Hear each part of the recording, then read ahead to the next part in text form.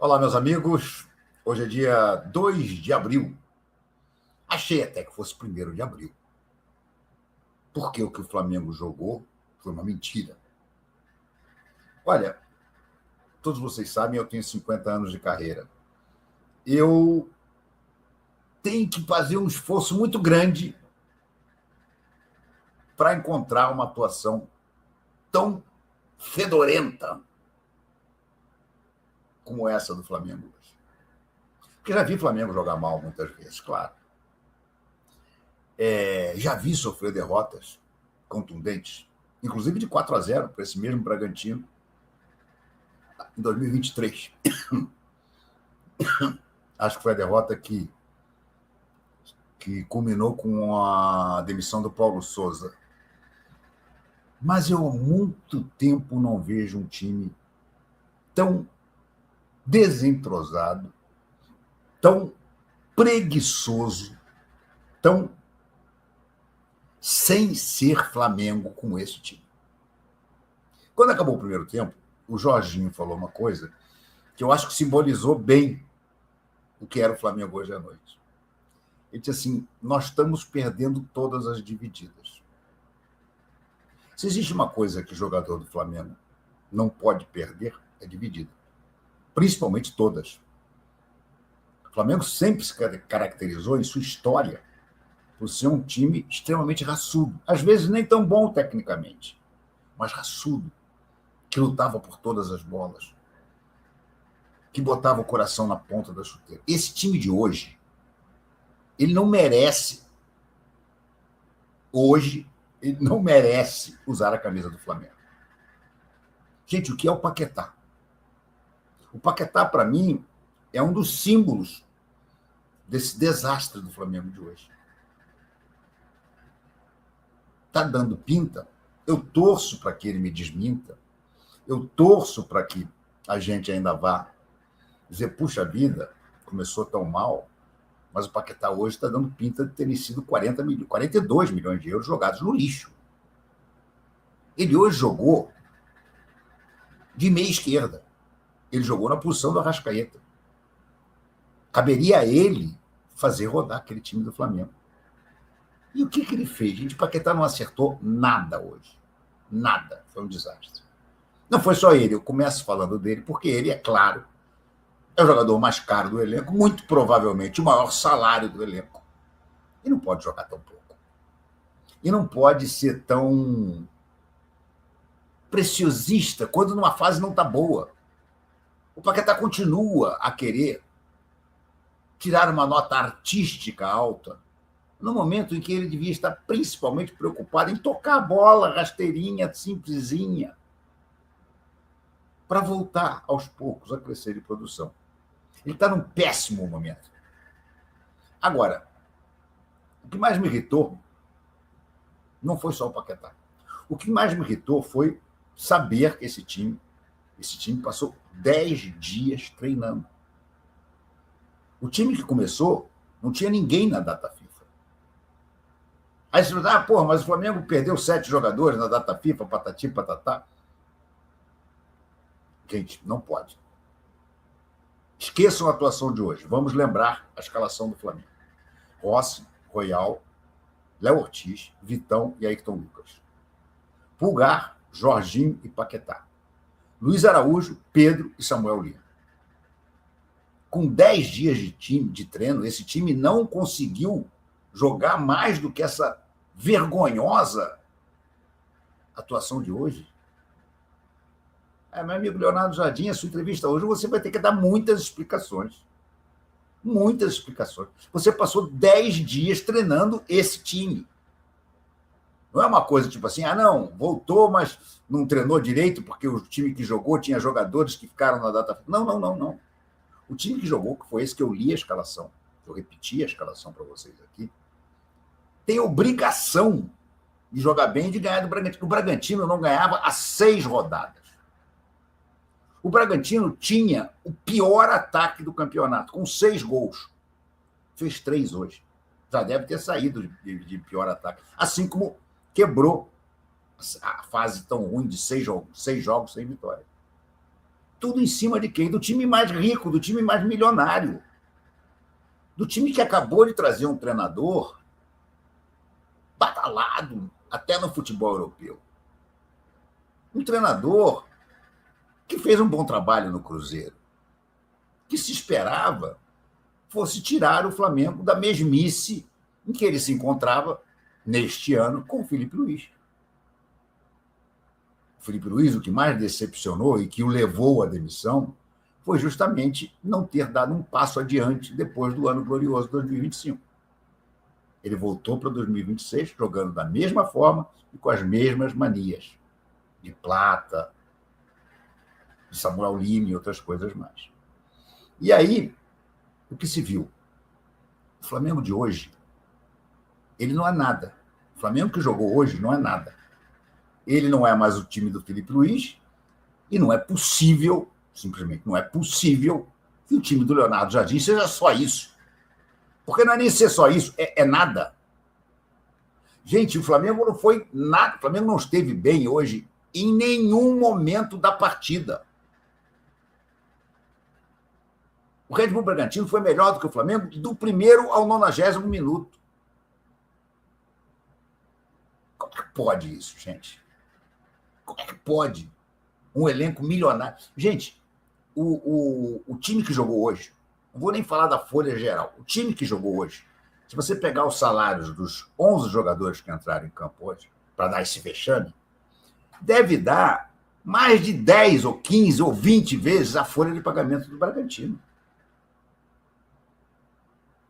Como é que pode isso, gente? Se dissesse, não, o Flamengo hoje não estava num dia de sorte, não estava bem nas finalizações, dominou, apertou, finalizou 20 vezes, mas a bola não entrou. E os caras foram lá no contra-ataque e o Pita marcou. Não foi nada disso. Foi um vexame completo. O Bragantino foi melhor sempre. O Bragantino teve chance no primeiro tempo ter feito 3 ou 4. E no segundo fez só 1, mas também teve chance de fazer mais uns 3. O Rossi fez pelo menos 2 grandes defesas. Então, como é que pode, depois de 10 dias dos treinos, a zaga tá aquela água? O Ayrton Lucas tomando bola nas costas sem parar. O Vitão perdido. O Léo Ortiz ainda errando passe como se fosse um iniciante. O Emerson Royal voltando aos seus melhores momentos de Emerson Royal, ou seja, horroroso. E o Pulgar, hein, gente? Não, é o seguinte, ou o Flamengo chama o Pulgar e diz assim, ó, tu vai tomar uma multa cabeluda. 20% do teu salário, no mínimo. Porque o que o Pulgar fez é de um misto de irresponsabilidade com burrice assustador. Não é possível, nos dias de hoje, o jogador achar que pode largar a bola para dar um soco no adversário e achar que não vai ser expulso. Que o VAR não vai ver. Cara, quando eu vi o VAR, eu digo, porra, tem que ser expulso e tomar um bom gancho. Uma vergonha, gente, como é que pode o Pulgar? Se dissesse, não, era o Everton Araújo, garoto, porra, levou uma entrada dura, perdeu a... Não, é o Pulgar, gente. O Pulgar é um jogador que já fez tudo que podia fazer pela seleção do Chile e pelo próprio Flamengo. Jogador internacional. Como é que pode fazer uma estupidez dessa? E aí é o que eu digo, isso não pode passar impune. Isso não pode passar impune. Assim como o senhor BAP, que outro dia, falando para a Flamengo TV, ele gosta de falar para a Flamengo TV, né? Lá, naturalmente, todo mundo bate palma para o que ele fala. O que não é culpa do João Guilherme nem da Dani Boaventura, é porque eles trabalham na Flamengo TV. Mas se fosse uma coisa jornalística, o BAP hoje deveria dar uma entrevista, amanhã deveria dar uma entrevista dizendo, olha, lembra aquilo tudo que eu falei do Leonardo Jardim? Ontem não valeu. Eu vou cobrar do Leonardo Jardim o que aconteceu. Porque é muito sério, cara. É muito sério você ter 10 dias de treino e o time voltar isso aí.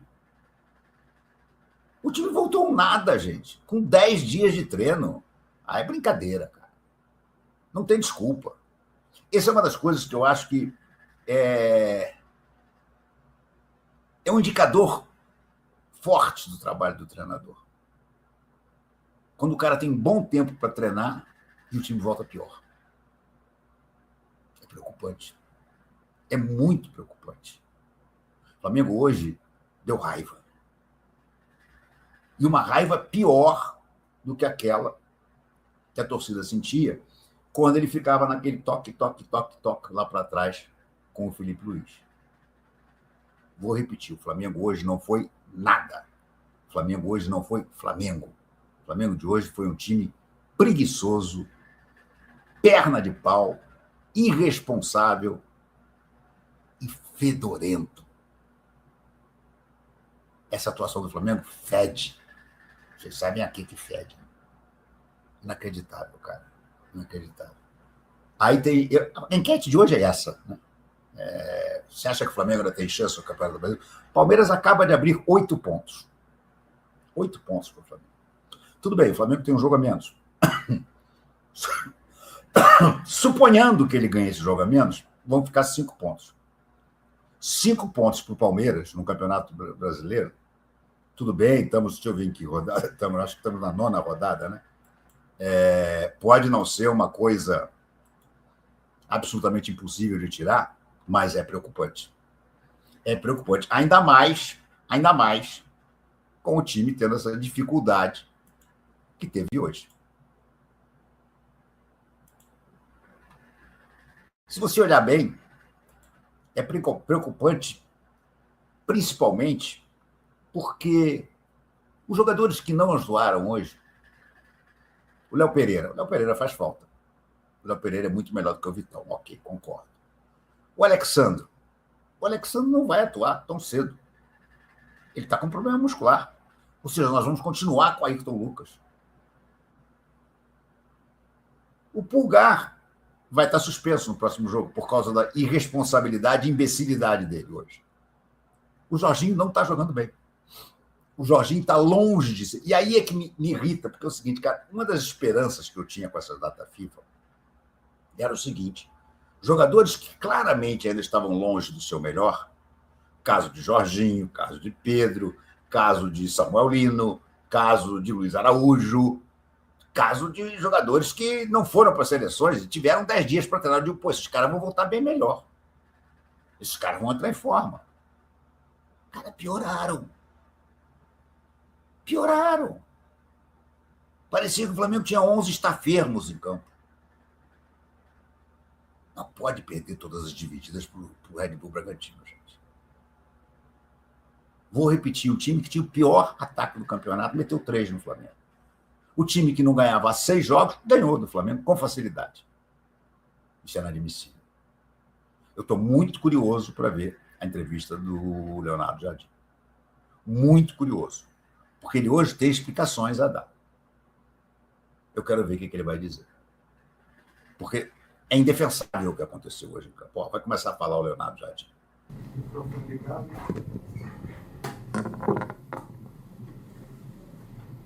Boa noite, Edgar Alencar da Globo, aqui à sua frente. Depois de um período com tempo para treinar, claro que gera uma expectativa no torcedor. O segundo tempo, evidentemente, muito prejudicado com 3 minutos, o Flamengo ficar com o jogador a menos, mas queria ouvir, por favor, sua impressão, especialmente do primeiro tempo. Danilo, um dos líderes, saiu dizendo que considera esse jogo, essa noite, uma vergonha para o Flamengo. Na sua visão, o que deu tão errado hoje para a atuação e para o resultado que o Flamengo leva do Bragantino, por favor? Não, boa noite. Eu faço das palavras do Danilo as minhas também. Estamos todos envergonhados porque vestir a camisola do Flamengo temos que ter outra postura e outra capacidade dentro do campo. Uma primeira parte em que não fomos capazes de jogar, tudo muito previsível, a um ritmo muito baixo, sem ligações de setores, não tivemos uma ligação de setor entre a primeira fase de construção e a segunda fase de construção. E com certeza que o adversário, nos duelos, foi sempre mais forte do que nós e teve 2 remates à baliza que acaba por fazer 2 grandes golos, não é? A segunda parte, quisemos inverter, alteramos alguns jogadores da frente para dar essa maior mobilidade que nós pretendíamos, mais dentro daquilo que é as nossas características como jogadores do Flamengo, e uma expulsão, mais uma vez, e não podemos perder a cabeça, porque o futebol também é jogado e muito com a cabeça. Perdendo a cabeça, um jogador a menos, deitamos quase por terra toda a nossa iniciativa para alterar os acontecimentos na segunda parte. Leonardo, Vladimir da ESPN, boa noite. Queria que você falasse a respeito exatamente disso, sobre a expulsão do Pulgar, se você conversou com ele depois a respeito disso, e a confusão no final entre os jogadores. Não, em relação ao Pulgar, com certeza que ele não teve o melhor comportamento. Eu sei que ele quer ganhar, como toda a gente quer ganhar, mas há uma coisa que a gente tem que ter a capacidade, que é no jogo o controle emocional. O controle emocional em todos os jogadores de top nível é fundamental. E o Pulgar tem o sangue quente, mas ele sabe que tem que ter cuidados, porque prejudicou a equipa, apesar do resultado já estar 2-0, mas prejudicou a equipa numa possível reação. E com certeza que o Pulgar ou qualquer outro colega ou qualquer jogador do Flamengo tem que ter essa atenção, que é não levar cartões que prejudiquem a equipa e o seu rendimento. Leonardo,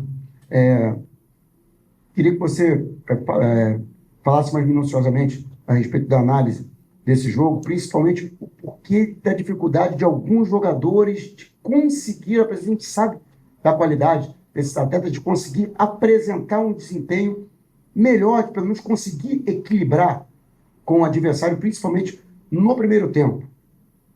Não, o que eu disse ao intervalo aos jogadores foi: nós temos um modelo e temos uma forma de jogar em que os nossos jogadores têm que se disponibilizar para o jogo. E eu referi que os nossos jogadores, principalmente do meio campo para a frente, não se disponibilizaram para o jogo, ficaram muito fixos, muito estáticos, e permitia que o adversário nos duelos ganhasse, porque eles são jogadores com outras características, nos duelos ganhassem e aproveitassem os dois remates para finalizar o gol e fazer 2-0. E nós temos que ter outra capacidade.